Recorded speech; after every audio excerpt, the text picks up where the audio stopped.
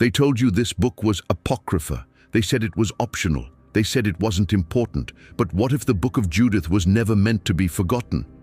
What if it was removed not because it was false, but because it was dangerous? Dangerous to tyrants, dangerous to spiritual powers, dangerous to a system that thrives when believers forget who they really are. Tonight, you're going to hear the true meaning of the Book of Judith, not as a children's story, not as a heroic fairy tale, but as a prophetic blueprint for spiritual warfare, a message so powerful it terrified empires and still threatens darkness today. And before this video ends, you'll understand why Judith appears exactly when God's people feel surrounded, weak, and outnumbered. Stay with me, because the final chapter reveals why Judith's victory hasn't finished yet. Why Judith was never meant to be just a story. Judith is not about history alone. It's about timing. Every time God's people face annihilation, every time truth is threatened, every time faith is mocked, Judith appears, not as a warrior with an army, but as a believer with clarity, fasting, prayer, and courage. This is not coincidence. This is pattern. And patterns are how God hides prophecy. The empire that believed it was God. Nebuchadnezzar declares himself ruler of the world, not politically, spiritually. He demands worship. He demands loyalty. He demands submission. This is the spirit of every anti-God system that comes later. And notice this, God doesn't strike him immediately, because judgment doesn't come first. Exposure does. Holofernes, the face of spiritual tyranny. Holofernes is not just a general. He is the embodiment of intimidation. He doesn't conquer with truth. He conquers with fear.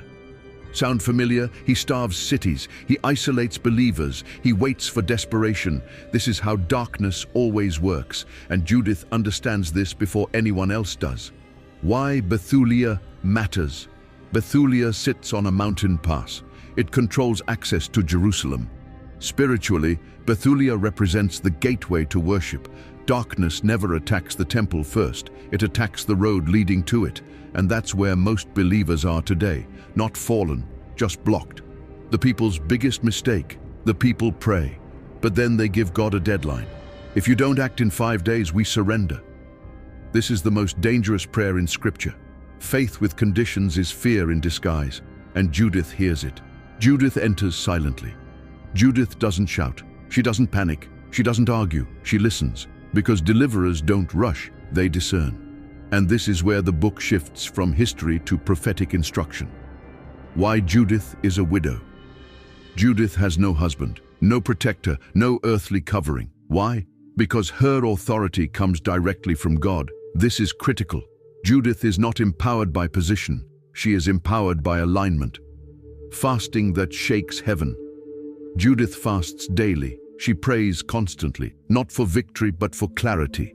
This is the fasting most believers never learn. She doesn't ask God what to do. She asks God to show her what He's already decided. The prayer that reverses power. Judith prays something shocking. She reminds God of past victories, not because God forgot, but because faith speaks history into the present. This prayer is a legal appeal in the spiritual realm, and it works. Beauty as a weapon. Judith adorns herself. This is not seduction. This is strategy. Darkness assumes holiness looks weak. Judith uses that assumption against it.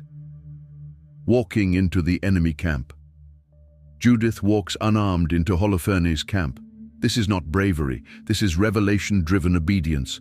Fear cannot stop someone who already knows the outcome. Why the enemy always underestimates the righteous. Holofernes mocks Bethulia, mocks God, mocks Judith. Arrogance is always the last step before collapse, always. The lie Judith tells and why it's not a sin. Judith speaks strategically. Truth is not violated, timing is controlled. Jesus did the same. Wisdom knows when silence protects purpose. The banquet of pride. Holofernes drinks, he indulges, he relaxes. Victory makes darkness careless. This moment has ended more empires than war ever did.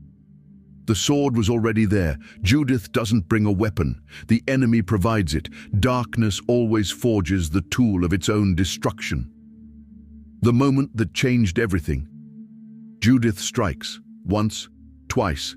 No hesitation. Deliverance requires decisive obedience, not emotion. Why the head matters. She takes the head. This is symbolic. Authority is not defeated until the source is removed. The return in silence. Judith returns quietly.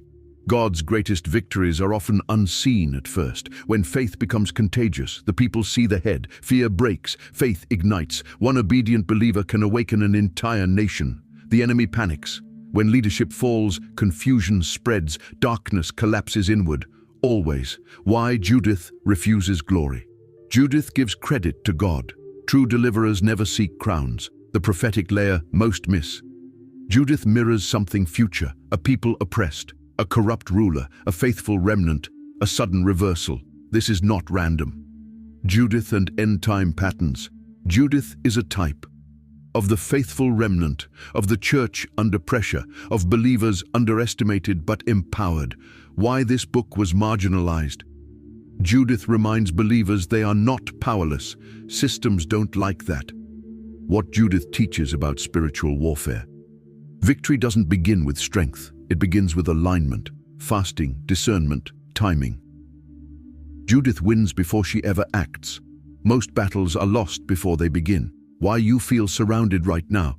Because you are at a Bethulia moment. And Judith always comes right before breakthrough. You are not waiting on God. God is waiting on your clarity. The head you need to remove. Every believer faces a Holofernes. Fear, addiction, oppression, condemnation. That authority must fall. Why deliverance looks different than you expected. God uses unexpected people, unexpected methods, unexpected timing. Judith's final message, she returns to obscurity. True power doesn't crave spotlight. This story is still unfinished because Judith wasn't just one woman, she was a pattern. You are living in a Judith hour, pressure before promotion, silence before victory, faith before breakthrough. Why darkness hoped you'd never read this? Because remembrance is dangerous and awakening is unstoppable. Final revelation. Judith didn't wait for permission. She waited for alignment. And when alignment came, the impossible collapsed in a single night. If this story stirred something in you, it's because your Bethulia moment is closer than you think. The question is not whether God will act. The question is, will you recognize the moment when He does?